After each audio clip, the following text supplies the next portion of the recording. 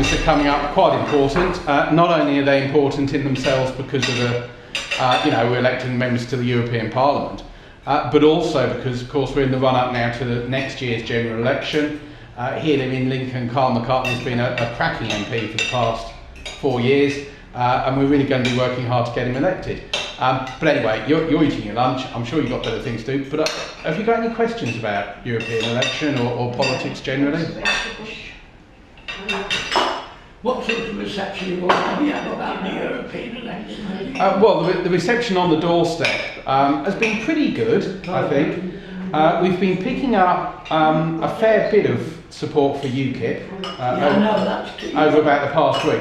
But it's not as high as the opinion polls seem to be putting it, which I found quite interesting. So I don't know whether I'm just in the bit of Lincolnshire that doesn't have a lot of UKIP support. But it is there, that's for certain, but there's not as much UKIP support as you'd think there should be, given the opinion polls that have been in the newspapers.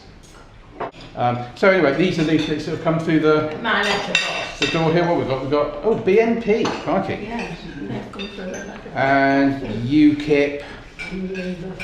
What's this one? Liberal Democrats. Well, I think ours went to the post office a couple of days ago, so you should be getting them sometime in the next 2 or 3 days, and then we'll all be up to speed with the election addresses going out. And then all you've got to do is go and vote Conservative on the 22nd. Now, how do you go on when you don't believe in Europe, but you're a Tory, so you feel you must vote Tory?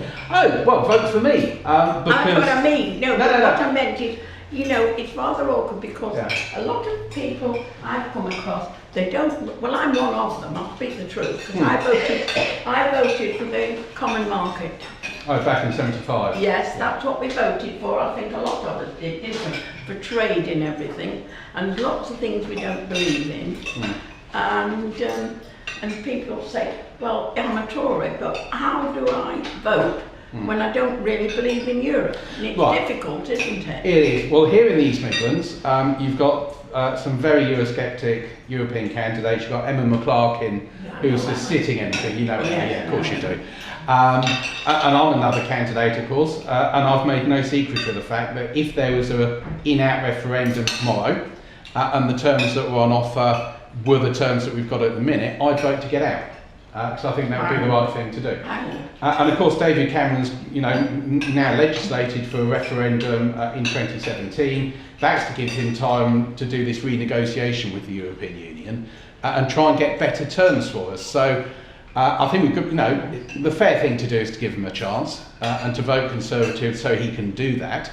And then when we've had a renegotiation, we see what the European Union is willing to give us, because we don't know. I mean, they might take the view, well, we're so keen to keep Britain in that they're going to give us a lot of concessions and that'll take care of most of our problems and we'll be able to vote to stay in. On the other hand, they might think, well, we're not going to change the European Union just to suit one member, in which case they won't give us many concessions, and then at the referendum we'll vote to leave the European Union.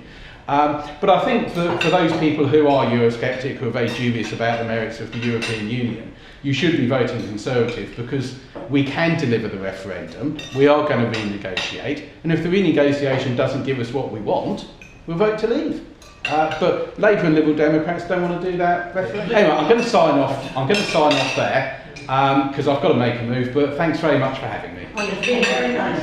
Thank you for coming.